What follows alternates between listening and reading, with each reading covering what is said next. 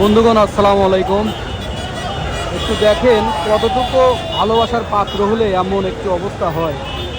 পুরো ঢাকার শহর, লক্ষ লক্ষ মানুষের ভিড় হাজী ভাইয়ের জানাজায়। দেখতে পাচ্ছেন ঢাকার রাজপথ লোকে লোকান্ত, লক্ষ লক্ষ মানুষ এই ভালোবাসার মানুষটার জানাজায় শরিক হয়েছে। কতটুকু ভালোবাসার পাত্র ছিল আপনারা একবার বলেন।